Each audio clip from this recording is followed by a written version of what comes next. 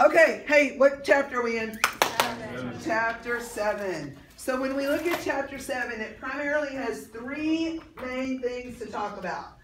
What 3 are they?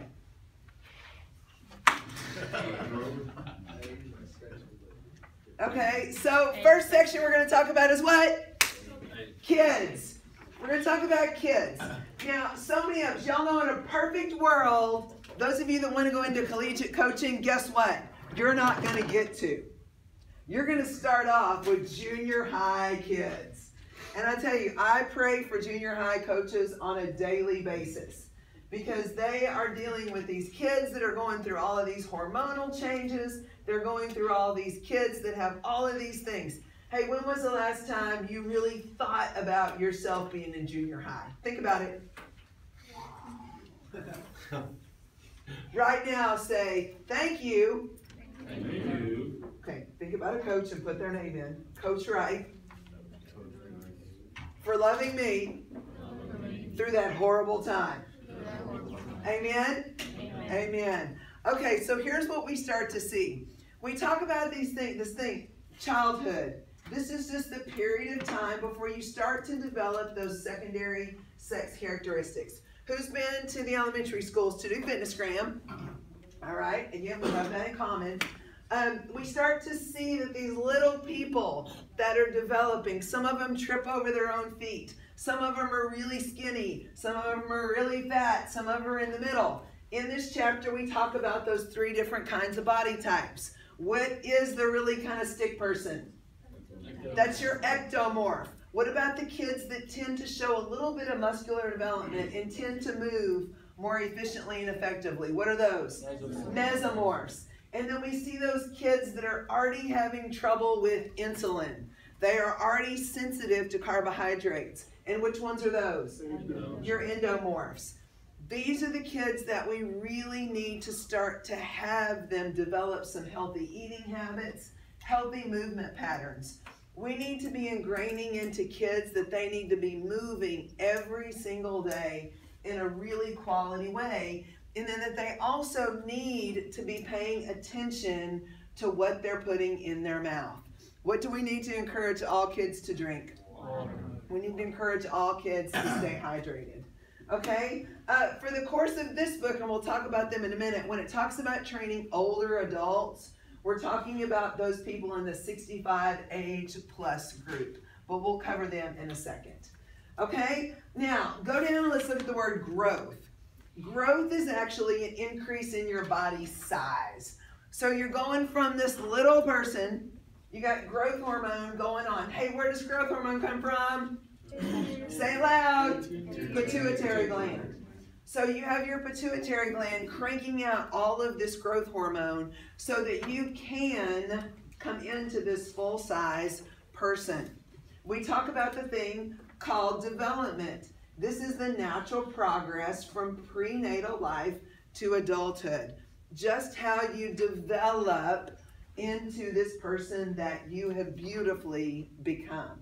And then we think about maturation. Now, the jury's still out on maturation, true or false? True. How many of you, I'm going to say it's no one in this room or in the Monday, Wednesday class. Y'all are all completely mature in your actions, your thoughts, your development, and your decision making. True or false? What kind of people are you? Smart people. Smart people make smart decisions. Remember that. Maturation, maturation. Okay, a couple things. Who'd like a couple bonus points thrown in on their final opportunity? Yep. Okay. Now, you're going to go to a website called realage.com. And when you go to realage.com, and I really think, you guys, there's a couple of them out there. One of them is driven through Dr. Oz. A couple of these. These just help you determine the difference between your biological age and your, God bless you, chronological age. Now, your chronological age is the actual years, months, days, hours, minutes, and seconds that you have been on this planet. Hey, what was the first source of resistance you encountered when you landed? Grab a T. Very nice. Told you would know this stuff, the way I've drilled it into you. So chronological age, that's basically how long you've been here. Now, biological age is what you have done to your body during that chronological age bracket. This is when it talks about the decisions that you have made. This is when you find out whether you have made smart decisions or not so smart decisions. For instance, if you've been a smoker, if you have been a heavy drinker, if you have not been well at dealing with stress, if you have had messed up sleep patterns, if you have gained and lost weight frequently over the years, if you have been in toxic relationships, if you are not wearing a seatbelt when you're driving, if you are engaged in reckless behaviors, those all have an impact on your biological age. Now let me tell you what I found with my college-age friends. My college-age friends, y'all fall into two pretty distinct categories. You're either going to go through this questionnaire and you are going to determine, let's say you're actually chronologically 20. If you've made some good decisions, you're biologically might be 15, 16, 17, 18. Is that good for your health? Yes. Now, the other thing that happens, let's say you're 20 and you've been living in the fast lane, okay? You're going to find out that because of the choices that you have made, potentially maybe not some smart ones, that your biological age might have you in your 28, 29, 30s. Think about this. Have y'all seen people that just look older than they are? Yes or no? What about people that look younger than they actually are?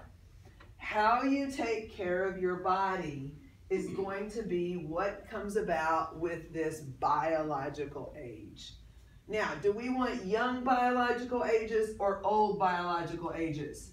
Young biological ages. So this is what we start to see. So whenever you do this survey online, when you get to the end of it, would you please take a screenshot of the answer to that quiz that it takes you through? It's going to take you about 5 or 10 quality minutes because it's going to ask you crazy questions all over the place. I don't see your answers to your questions, I promise. So there is absolutely no judgment. It's going to ask you all about sexual behaviors. It's going to ask you if you have a pet.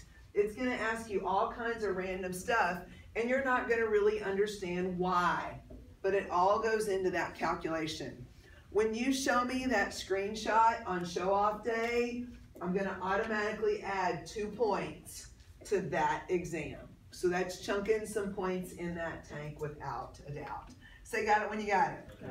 So that page on 136 in that right-hand column, that describes every single thing that we just talked about. Now on page 137, we actually see this thing called your peak height velocity. That's your growth spurt. How many of you remember whenever you went from 0 to hero pretty big? Yes or yes? Yes.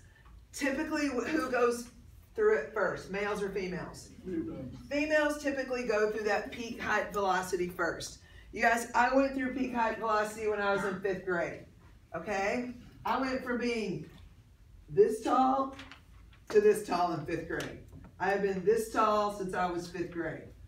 I was a giant among 5th graders. That's just kind of the way my body started to turn on, the pituitary gland, the growth hormone, all of that. Now we see boys typically going through that a little bit later. I'll say with both of our boys, it's kind of been around 14 to 15 that all of a sudden they really start to go. I know that Carter in the last year, and I know this because we were just at the doctor's office getting a hand x-rayed and getting all that taken care of. We always do our well checks in August before school starts. Kendall, you'll know all about baby well checks from now on. So we do that in August. And when Carter was there in August, which was the last time he had been to the doctor, been pretty healthy. When Carter was there in August, he was 5'7", 147. Okay? Last Monday, Carter was 6 feet, 162. And still looks like an ectomorph because he's grown this much vertically. He still looks pretty skinny this way. Okay? He hadn't even really been on the scales, and he looked at me and he was like, oh, and I'm like, so he's starting to see some of those changes going on in his body. So when we talk about those changes, okay, we're friends, remember, we've been through this together. What goes on with girls? Menstrual cycle. Menstrual cycle starts. Start to get hips, start to get breasts, all of those things. Why do hips widen out for women? For childbirth, so that that person has that room to leave that oven when everything has been done. Okay? What else starts to go on with, what goes on with males?